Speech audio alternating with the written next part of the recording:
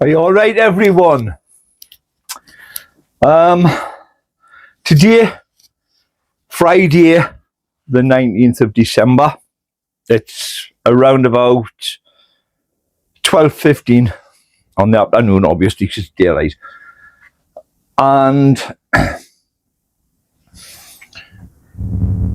want to have a little chat. Also, I want to show you how me Ailsae are getting on without the heat and the lights down here.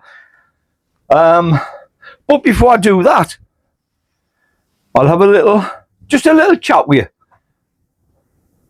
Or will I leave the chat till after I've done those? Now I'll give you the chat first.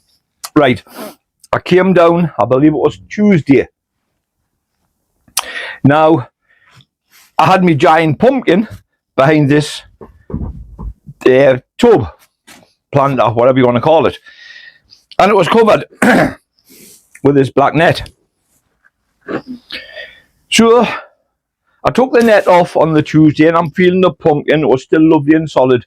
So I thought, right, I'll come back down tomorrow, which would be the Wednesday, cut it open, get the seeds out, dry the seeds up.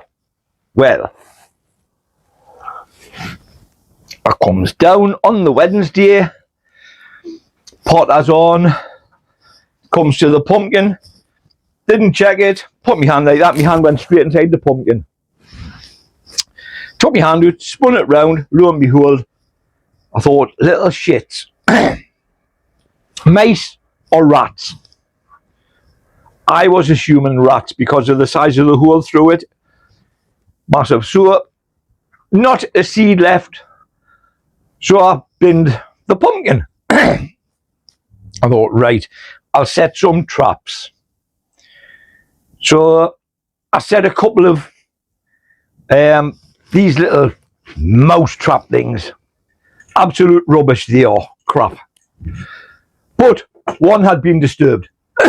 So I thought, right, I know that there is something. So I bought myself, I've got to watch because these hot. I bought myself a half a dozen of these. You know, snap traps. Well, I'm caught on a nail. Put that back there. I've placed them strategically, one by the metal bread bin there, because this was a box of seeds and they had been into that, chewed a hole in the top. So I thought, right, if they're coming that way, that tin there's got me chemicals, they've got seeds in, they've got seeds in. I used to keep my chemicals in there, but now they're in a sealed tin. Anyhow, I placed them strategically, so there's one there, one down there, one there, that's 3. One on the bench there, 4. One down there, 5. No, I haven't got one over there. Oh, and one down between the gas bottle and the watering can, 6. So I put the peanut butter on, came down the next day, bump, 3 of them. Thought, right, hopefully that's it. Came down yesterday, I could see one trap had been moved, but there was blood on the floor. So I thought the amount of blood couldn't have gone very far. So I moved the rubbish bin that's holding the door open, shut the door, moved all the timber, the canes that's behind it, and there he was, prone, half a head missing. So I got rid of him, and I've came in this morning, absolutely nothing. Nothing's been disturbed. So I'm hoping I got the last one. When I'm well enough to be able to bend for quite a while with my stomach, I'm going to clear everything out from underneath. The reason I say when I'm okay to bend for a long time is because the metal shelving units in there were actually braid in with a big sledgehammer, so they're going to take some getting back out. But I want to have a look there to see if there's any holes where they're coming in. I've looked around the shed, nothing. I've looked around my tomato room, nothing. I've had everything off here, nothing. So the only place can be through there, unless when I was in hospital and Mick was looking after me garlic and that for us, as I've said previously in another video, Mick sometimes leaves my door open, my shed door, props it open while he goes and tappy lappies on doing his own garden. Is it possible they've came in then and they've took up residence, and the 4 that I've had are it? I don't know. Fingers crossed, and I will try and find how they're getting in. Right, so that's that. So let's have a look at these Ailsae. Actually, before we do that, what is the temperature? The highest temperature has been 13.2. The temperature at the moment, 9.8. And the lowest it got through the night was 4.6. So, there. Right, anyhow, let's have a look at these. Oh, me back. So, as you remember, they're still in 2 propagators. I couldn't put them in 3 because they're too high.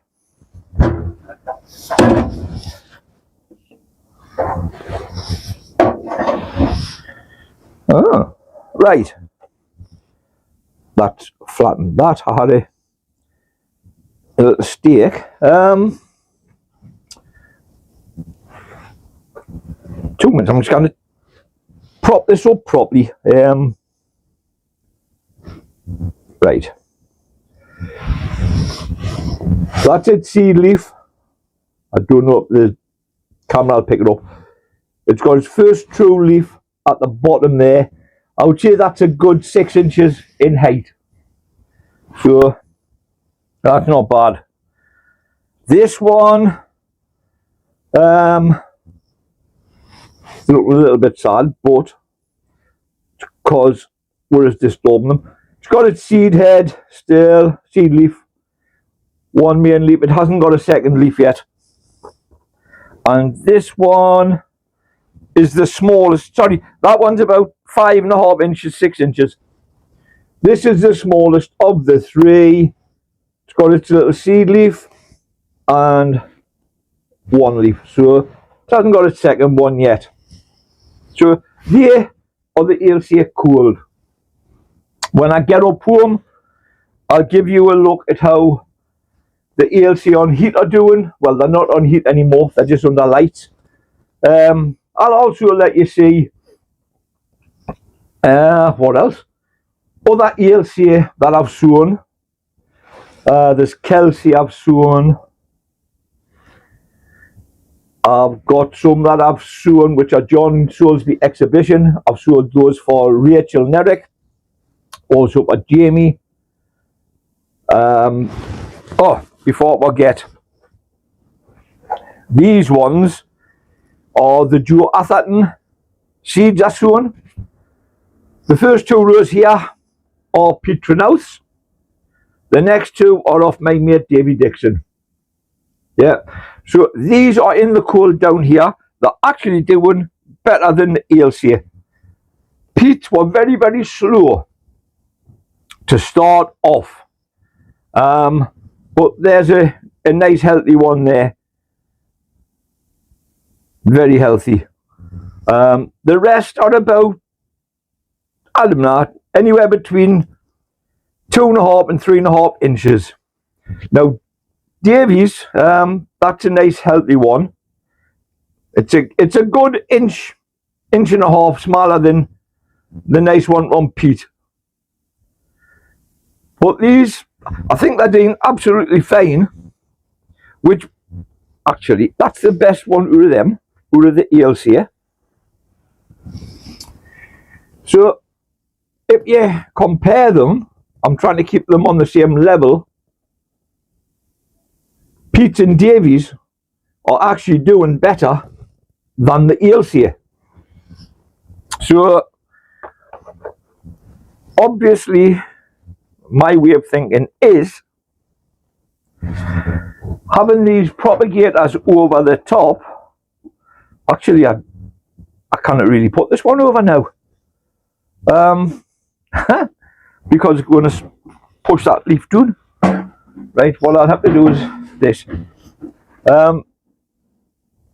What I done last year, once it started growing too high for this, I put something, I can't remember what I put on the inside to lift this, and then I put bubble wrap around the gap to seal it, and that still kept the chill off. I'll end up having to do something like that. I'm going to have a sit in front of the fire and I'll carry on my chat with you. Bear with us 2 minutes.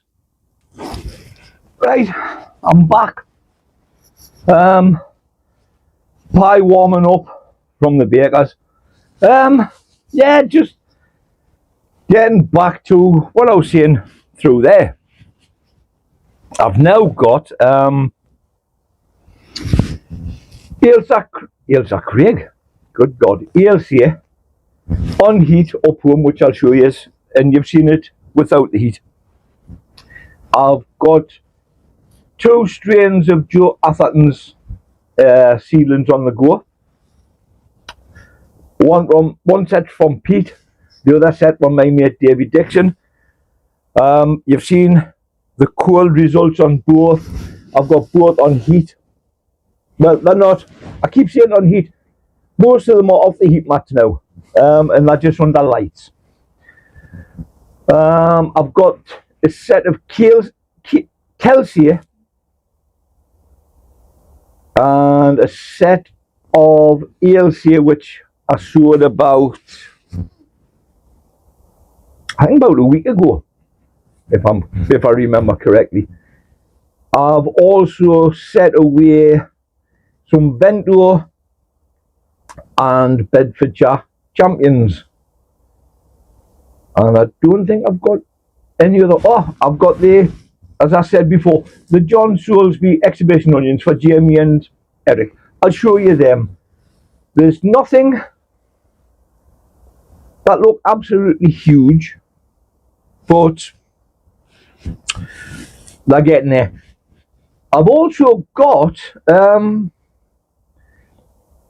2 seedlings that were, I grew them from pips. I've never said anything to anyone, but they are from the seeds I got of Davy Dixon. So they're the same seeds as what you've just seen there, right? So, and in comparison, they're tiny. I believe that the pips were shown a week earlier. Was either the same day or a week earlier. So at the very, very most, there's a week's difference. But these are from pip. And a lot of people grow them from pip because you basically get a replica of the parent plant. Oh, bottles have fell over. Must be a little bit wind. Yeah, from pip, it's a replica of the parent plant. From seed, it could be anything. So I know a lot of show growers tend to grow from pip if they can. I had 2 onions in my shed. A Peter Blazebrook and a Joe Atherton, big ones. And I was going to put them back to seed. And my idea was hopefully also get some pips from them. Now, you can wait until they get the seed head and then shave it, and then it should produce pips. Sometimes you're lucky, you'll get seeds and pips together. Anyway, that was my plan. Oh no. I says to the other half, this was a little while ago, no, a couple of weeks ago. I had says to her, I'm going to Manchester for the weekend, spend time with my daughter. I says, do you a favour while I'm away, Gone in my shed, I says, and you'll see there's a couple of onions. I says, they're starting to rot. Can you hide them out? Yeah, you've guessed it. So I comes back, and it was late at night, so I thought, oh, I'll gun the shed tomorrow. So next day I guns in the shed, and I thought, them 2 onions are still there. So I just gone straight back news. I says, I thought I had asked you if you had been them rotten onions for us. She says, I have. I went, you haven't? I says, they're still there. Well, bugger me. She walked in the shed and she went, there you are, your 2 pots are empty. I says, whoa. I was panicking. I says, big onions. She went, I were huge. I says, you actually threw them out. Uh-huh. I says, oh, I'm going to have to go back through the bin. She went, the bin man's been, man. Oh, my God. So, I went, them are the ones I wanted you to get rid of. I said, you can see they're sitting on a plastic bag because they're rotten. Oh, well, I thought it was just them because as soon as I come in the door, you've got them on the bench in the pots. You bear in mind, they're sitting, and I can laugh about it now. I wasn't laughing at the time, honestly. But they're sitting in big pots full of compost. And they're sitting on top. Well, they're the first ones I seen. I says, did it not occur to you when you picked them up, they weren't soft or squidgy, they weren't rotten? She went, well, no. She says, you should have specified. I went, I did. I told you. They're rotten. Well, tough. That was our attitude. Well, tough. I was devastated. Tough. I says, I'll tell you what, go in the house. I says, I didn't want to speak to you. To see I was in a bit of a huff. Probably not the right way to describe it. But like, oh, I felt horrible. You know, I've had a Joe Atherton onion before. I've never ever had a Peter Glazebrook onion. I've had his seed from Peter himself, but I've never had an onion. So like, I was over the moon when I got them. I thought, right, these, they're amper seed, and hopefully I can get pips as well, or I can set them away for pips. No, it ain't happening. So I'm hoping, above all else, that I get a big onion out of whatever I've got growing, whether it be the Ailsae or Pete's Challenge, whether it be the Kelsae, whether it be from Pete's Joe Atherton strain or Davy's Joe Atherton strain. I don't really care, long as I can get a one or a couple that's big enough and put them back to seed and go up with pips. So I'll end this video here, and then I'll bring you back to it once I get up home and you can see the different little seedlings I've got on the go. So cheers for now. Ta-da. Right, everyone, I said when I got home I would show you what I've got. Now this is the Ailsae on heat. These, some of them are about 8 inches, give or take. About half of them at least. They're doing very, very well as far as I'm concerned now. So not be long before I start to catch up with everyone else. So that's the Ailsae on heat. Now,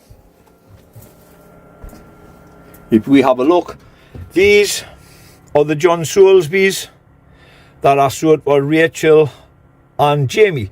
Rachel's is in the row you can see with the R's, and Jamie's is the rows with the J's, obviously. Next to them we have Kelsae and Ailsae. Now the Ailsae are looking much better. These or the Joe Atherton seeds that I got from Pete. Now, if you remember, the first set of the John Soulsbys, my Ailsae for heat, the Joe Athertons from Pete Trenouth, the Joe Athertons from David Dixon, they were all sown on the 9th of October. But then I went into the hospital and they all died because I was supposed to be in one day, well, out the same day, and I ended up staying in for 10 days. So I had to re-sow all of these, which was done on the 17th. So please ignore that date, 8/10/25. They were sown on the 17th of November 2025. Yeah. Now, earlier I mentioned about pips from, oh, the stupid little fly catcher. Hold on, I'll try and turn this around a bit. David Dixon, the pips. If you have a look, it's quite good. It's got 5 leaves on. 1, 2, 3, 4, and then there's a very small one just in the middle here. 5. Now the other David Dixon one from Pip is that one, and that's got 1, 2. It's got a very small one in between, 3. Then it's got 4, 5. So that's got 5 as well. Now, some people might be thinking, from what I said earlier, that these were sown the same time as these, on the 17th of November. No, they weren't. These were originally sown on the 9th of October. So these are 9th of October, November, December, about 6 weeks, 6 weeks old. So it just shows you, Pip, they do grow, you know, because I thought they were big, you know, but when you look at the pip, obviously the pip's about 4 weeks older than those, but I think they're doing excellent. In there, in 5 leeks, the Cumberland crosses, they're Billy Darts, and I'm unsure because I've never grown pot leeks before, for sure. So this is going to be a case of trial and error. That's pretty much it, apart from I've got some there where I've just set away a few days ago. Bedfordshire Champion, there's 1 coming through, 2, 3, 4, and just see 1 behind. So there's 4 Bedfordshire Champions coming through, but on the Vento side, nothing at the moment. They are actually in a heated propagator because, as you can see, I haven't got a lot of space. So I'll call that the end of this video. I look forward to catching everybody else's videos. Looking forward to onion night tonight at 9 o'clock. So cheers everyone for watching. And there's the Ailsae on heat, just so you're aware once again. Cheers everyone, bye for now.